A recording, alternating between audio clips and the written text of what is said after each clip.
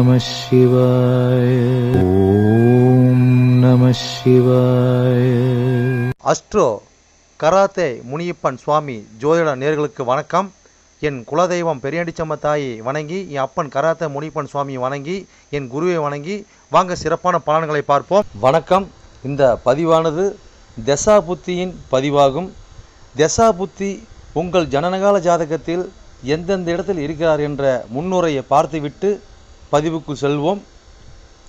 உங்கள் ஜனனகால ஜாதகத்தில் வரும் தசா புத்தி நாதர்கள் எந்தெந்த நிலையில் இருக்கிறார்கள் என்ற பட்டியல் விவரம்தான் இது.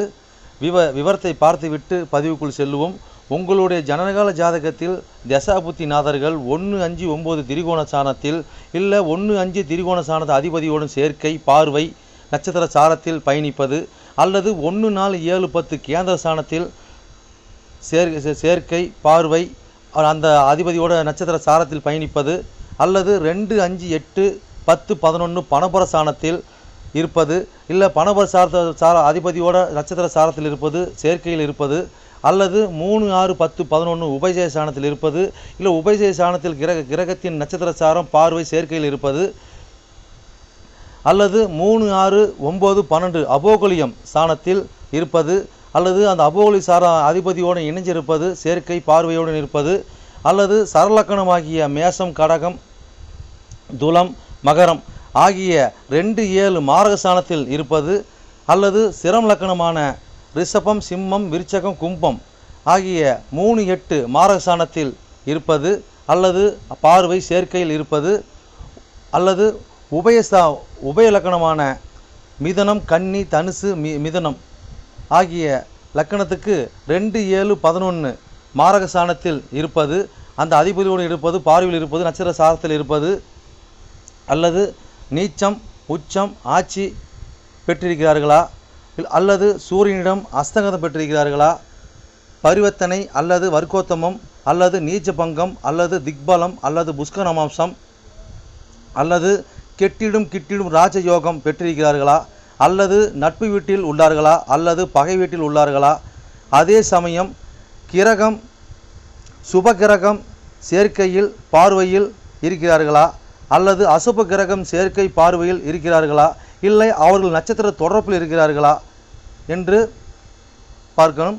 அதுபோலவே அடுத்தது பார்த்திங்கன்னா 3-6-8-12 வீட்டு மறைவு சாணத்தில் இருக்கிறார்களா, அல்லது 3-6-8-12 வீட்டு அதிபதி சேர்க்கை பார்வை அவர்களின் நட்சத்திரம் தொடர்பில் இருக்கிறார்களா என்று இதுபோல பல சூட்சமங்களை உங்கள் ஜனனகால ஜாதகத்தை கொண்டு தான் ஒரு துல்லியமான பலனை நம்ம சொல்ல முடியும்.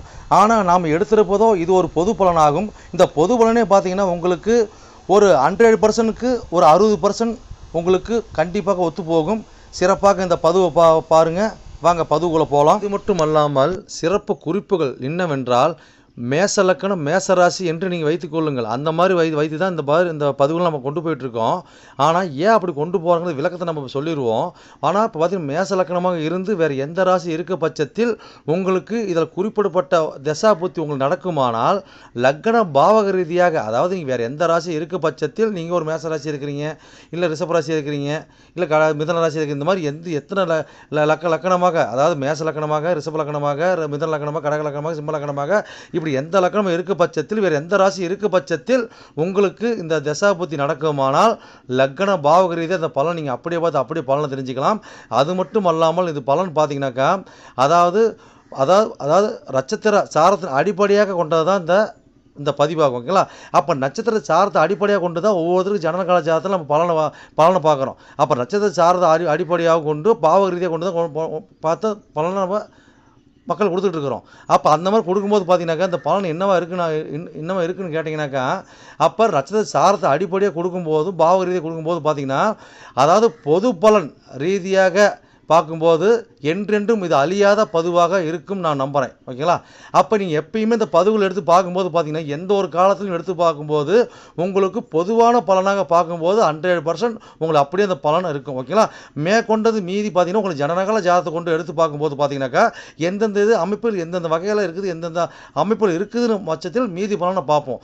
ஆனால் இது என்ன தான் நம்ம அந்த அமைப்புகளை பார்த்தாலுமே நம்மளுக்கு பார்த்தீங்கன்னா எப்படி தான் பார்த்தாலும் ஓரளவுக்கு, அதாவது ஒரு 50% அதாவது உங்களுக்கு நட்சத்திர சார்ந்த அடிப்படையில் இந்த பாவக ரீதியாக பார்க்கும் பொழுது இந்த பலன் 100% சிறப்பாக இருக்குன்னு என்று நம்பி வாங்க பதிவுக்குள்ளே போவோம்.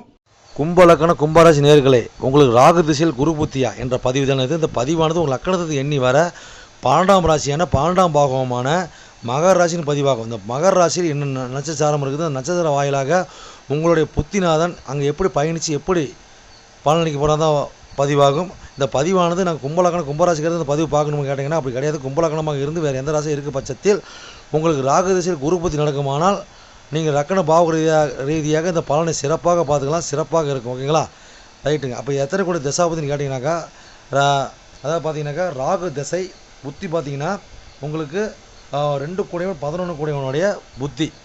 ஓகேங்களா, அப்போ இது வந்து எத்தனை ஆண்டு காலம் செயல்பாட்டில் இருக்குதுன்னு கேட்டிங்கனாக்கா ராகு திசையானது 18 ஆண்டு காலம் வரை உங்கள் செயல்பாட்டில் இருக்குங்க. அப்போ ராகு திசையில் குரு புத்தி பார்த்தீங்கன்னாக்கா 2 வருடம் 3 மாதம் 6 நாட்களவே செயல்பாட்டில் இருக்கும். ஓகேங்களா, இப்போ லக்கணத்துக்கு எண்ணி வர 12ஆம் இடமான கும்பராசியில் இது மகர ராசியில் இன்னும் நட்சத்திரம் பார்த்துடலாம். அப்போ அங்கே இன்னும் நட்சத்திரம் இருக்குதுங்க. அங்கே பார்த்தீங்கன்னா உத்திராடம் 2ஆம் பாதம் 3ஆம் பாதம் 4ஆம் பாதம் இருக்கும். திருவோணம் 1 4 பாதம் இருக்கும். அதுக்கு அடுத்தபடியாக பார்த்தீங்கன்னாக்கா உங்களுக்கு அவிட்டம் 1ஆம் பாதம் 2ஆம் பாதம் இருக்கும். ஓகேங்களா, இப்போ உங்களுக்கு உத்திராடம் சாரத்தில் உங்களுடைய 2 கூடிய 11 கூடியவன் குரு பகவான் அங்கே பயணித்து என்ன பலனுக்கு பூரா பார்ப்போம். இப்போ இந்த 12ஆம் மடங்கு பார்த்தீங்கன்னாக்கா அந்த குரு நீச்சம் தானுங்க. ஓகேங்களா, அப்போ 12ஆம் இடத்துல மறைஞ்சு நீச்சம் பெற்று புத்தி நடத்துகிறார். ஓகேங்களா, அப்போ அது என்ன பலன் பார்ப்போம். இப்போ பார்த்தீங்கன்னா உத்திராடம் சாரத்தில் இருக்கிற வச்சுக்கோங்க. உத்திராடம் சாரம் அப்போ பார்த்தீங்கன்னா உத்திராடம் சாரம் பயணிக்கும் போது பார்த்தீங்கன்னாக்கா என்னென்ன நம்மளுக்கு சம்மந்தப்படுதுங்க.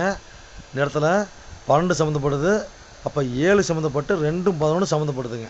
ஓகேங்களா, இந்த காலகட்டங்களில் பார்த்தீங்கன்னா அதாவது தேவையில்லாத செலவினம், தேவையில்லாத ஒரு பிரச்சனை. அதாவது பார்த்தீங்கன்னாக்கா எவ்வளோ வந்தாலும் விரயமாகும், இல்லை வருமானமும் வராது. குடும்பத்தில் நாம் பார்த்தீங்கன்னா ஏதோ நம்ம இருக்கிறோம், ஏதோ போகிறோம் வரோம் அப்படிங்கிற மாதிரி இருக்குமே தவிர பெருசாக உபயோகரமாக இருக்குமான்னு கேட்டாக்கா இது பார்த்தீங்கன்னா 2 கூடவே 12 பறைஞ்சி நீச்சம் பெறார். ஓகேங்களா, அப்போ இந்த மாதிரி காலகட்டத்தில் பார்த்தீங்கன்னாக்கா பெருசாக நம்மளுக்கு உபயோகரமாக இருக்குமான்னு கேட்டாக்கா நம்மளுக்கு வருமானம் சரி கொடுக்குற வாக்குறுதி நம்ம காப்பாற்ற முடியாது. ஓகேங்களா, அது பார்த்திங்கன்னா எல்லாமே பார்த்திங்கன்னா பேச்சு விரயம்தான், பண விரயம்தான், மன உளைச்சல் விரயம்தான். ஓகேங்களா, இந்த மாதிரி சம்மந்தப்பட்ட விரயம் பார்த்திங்கன்னா நம்மளோட ஆசைப்பட்டது மூத்த சகோதர ஸ்தானம், ஓகே, நண்பர்கள் ஸ்தானம், இது எல்லாம் பார்த்திங்கன்னா நம்ம உறவுகள் எல்லாம் பார்த்திங்கன்னா நம்ம காலகட்டங்களில் நம்மளுக்கு பெருசாக உதவுவாங்கன்னு கேட்டிங்கன்னா அந்த உறவுகளும் விரயம்தான். ஓகேங்களா, பெருசாக நம்மளுக்கு ஒரு உதவிகரமாக இருக்கிறான்னு கேட்டால் இருக்கிறதுக்கு ஒரு வாய்ப்பு கிடையாது. ஓகேங்களா, அப்போ 7 கோடி சாரத்தில் இருந்து விரயம் போகிறாங்க. அப்போ என்ன அர்த்தங்க, நம்ம காலகட்டங்களில் நம்ம எதாக இருந்தாலும் நம்ம கூட்டாளிங்கிட்ட ஓகேங்களா நம்ம கூட்டாளிங்கிட்ட இந்த மாதிரி அணுகும்போது நம்ம கலத்துறோம்னா நம்ம ஆணாகிறதா பெண்ணுக்கிட்ட, பெண்ணாகிறதா ஆணுக்கிட்ட அணுகும்போது பார்த்தீங்கன்னாக்கா அவங்க மூலியமாக அவங்களோட ஆதாயத்தில் நாம் ஏதோ கொஞ்சம் நீந்திக்கலாங்க. மற்றபடி நம்ம எதுவும் பெருசாக ஜெயிக்கிறது உண்டான வாய்ப்பு ரொம்ப குறைவு தான். ஓகேங்களா, அதனால் பார்த்தீங்கன்னாக்கா நீங்கள் ஏதோ பார்த்து ஒரு பயணித்து பாருங்கள், சிறப்பாக இருக்கும். நம்ம அடுத்த கட்டத்துக்கு போகலாம். ஓகேங்களா, இப்போ அடுத்த சாரத்துக்கு போகலாம். அடுத்த சாரம் அது என்ன சாரம் இருக்குதுங்க. அடுத்து அங்கே சாரம் பார்த்தீங்கன்னாக்கா உங்களுக்கு திருவோண சாரம் இருக்குது இல்லைங்களா. அப்போ திருவோண சாரம் பார்த்து 6 கூடிய சாரம். அப்போ 12 சம்மந்தப்படுதுங்க, 6 சம்மந்தப்படுது, 2 11 அது மாதிரி பயணிக்குது. ஓகேங்களா, அப்போ இந்த காலகட்டத்தில் பார்த்தீங்கன்னாக்கா தேவையில்லாத நோய் நொடி, அதுக்கு உண்டான விரயம் செலவு, அதுக்கு உண்டான பேச்சுவார்த்தை, அதுக்கு உண்டான பயணம், பயணத்துக்கு உண்டான செலவு. ஓகேங்களா, இந்த மாதிரி காலகட்டங்களில் நம்ம ஒரு அடிமை வேலைக்கு போனாலும் அங்கே வந்து பார்த்திங்கன்னா பெருசாக நம்மளுக்கு வந்து உதவிகரமாக நம்ம வந்து வேலைப்பாடுகளோ ஒரு வருமானங்களோ போதிய சம்பளமோ திருப்திகரமாக இருக்கிற வாய்ப்பு இருக்காது. உடல் ஆரோக்கியம் இந்த காலகட்டங்களில் ஒரு கம்மியாக தான் இருக்கும். பெருசாக லாபம் இருக்காது யாருக்கும். பார்த்திங்கன்னா நம்ம காலகட்டங்களில் அதாவது 2 கூடையுமே 11 கூடை போய் 12 போய் மறைஞ்சி நீச்சமாகும் போது பார்த்தீங்கன்னா 6 கோடி சாதம் ஆகும்போது பார்த்தீங்கன்னா அது தேவையில்லாத பிரச்சனைலாம் மாட்டி தவிக்கக்கூடிய சூழ்நிலை வந்துடும். நம்ம பார்த்து உஷாராக சூதானமாக இருக்கணுங்க. ஓகேங்களா, அப்போ நீச்சம் மட்டும் அந்த 6ஆம் இடத்தை பார்ப்பார். அப்போ என்ன தான் இருந்தாலும் பார்த்தீங்கன்னாக்கா சந்தனம் அந்த சாரத்துலேருந்து பார்க்கும்போது பார்த்தீங்கன்னாக்கா அவரோட சாரத்துலேருந்து அவரோட அமைப்புலேருந்து பார்க்கும்போது பார்த்தீங்கன்னாக்கா அந்த வலி வேதனை பிரச்சனை நம்மளை விடாதுங்க. பார்த்து உஷாராக இருக்கணும். ஓகேங்களா, சரி அடுத்த சாரத்துக்கு போகலாங்க. அடுத்த சாரம் அங்கே என்ன சாரம் இருக்குதுங்க. அங்கே பார்த்தீங்கன்னா அவிட்டம் சாரம் இருக்குதுங்களா. அப்போ அவிட்ட சாரம் இருக்கும்போது பார்த்தீங்கன்னா 12 சம்மந்தப்பட்டு 3 10 சம்மந்தப்பட்டு 2 10 பயணிக்குது. அப்போ இந்த மாதிரி காலகட்டங்களில் நாம் அதாவது எங்கே போனாலுமே தொழில் நம்மளுக்கு அமையாதுங்க, வேலை அமையாது, இடமாற்ற திருப்தி இருக்காது, தூரத்து பயணம் பண்ண முடியாது. உடல் ஆரோக்கியம் இருக்காது, ஒரு சிறப்பாக நம்ம எதிலும் பயணிக்க முடியாது, ஒருங்கிணைஞ்சு நம்ம செயல்பட முடியாது. ஓகேங்களா? அனைத்துலையும் பார்த்தீங்கன்னாக்கா ஏதோ பேச்சுவார்த்தை கொடுத்த வாக்குறுதி கூட காப்பாற்ற முடியாதுங்க. இந்த மாதிரி காலகட்டங்களில் ஒரு பட்ட படிப்போ எதுவும் செயல்படுத்த முடியாது. அப்படி இருந்தாலும் இந்த மாதிரி காலகட்டங்களில் பெருசாக யூஸ் பண்ண முடியாது. ஓகேங்களா? அதாவது பார்த்தீங்கன்னா இந்த காலகட்டங்களில் எவ்வளோ பார்த்துட்டு போகலாங்க. ஓகேங்களா? பார்த்து சூதானமாக நிதானமாக செயல்படுங்க, சிறப்புன்னு வாழ்வீங்க. சரி நேயர்களே, என்னோட பதிவை நீங்கள் சிறப்பாக கேட்டிருப்பீங்கன்னு மனதார நான் நம்புகிறேன். நீங்கள் கேட்டது வெறும் கோச்சார பலன் தான். உங்கள் ஜனனகால ஜாதகத்தை கொண்டு பார்க்கும்போது தான் எந்த கிரகம் எந்த சாரம் வாங்கியிருக்குது, எந்த கிரகம் எந்த பாவத்தை பார்க்குறாங்கன்னு சொல்லி துல்லியமான பலனை பார்க்க முடியும். நீங்கள் துல்லியமான பலன் நீங்கள் பார்க்கணுனாக்க என்னோட வாட்ஸ்அப் நம்பர் கீழே ஓடிட்டு இருக்குதுங்க. நீங்கள் வாட்ஸ்அப் நம்பர் மூலியமாக என்னோட ஜாதகத்தை நீங்கள் அனுப்பி நீங்கள் என் மூலியமாக துல்லியமான பலனை நீங்கள் அறிஞ்சிக்கலாம். அதே மாதிரி பார்த்தீங்கன்னாக்கா பல பேர் நான் நேரில் வந்து அணுகிறாங்க. அதுவும் பார்த்தீங்கன்னா நம்ம இருப்பிடம் பார்த்தீங்கன்னாக்கா நம்ம இருக்கிறது ஒரு ஆலயத்தில் இருக்கிறாங்க. சொந்தமாக ஆலயம் வச்சு நடத்திக்கிட்டு இருக்கிறோம். வீரசக்தி நாகம்மா திருக்கோயில்னு சொல்லி நடத்திட்டு மற்றும் கராத்தே மூலியமாக சொல்லி நடத்திட்டு இருக்கிறோம். அதில் பார்த்தீங்கன்னா வீரசக்தி நாகம்மா திருக்கோயில் சேவை அறக்கட்டளை மூலியமாக நம்ம கோயில் இயங்கிட்டு வருதுங்க.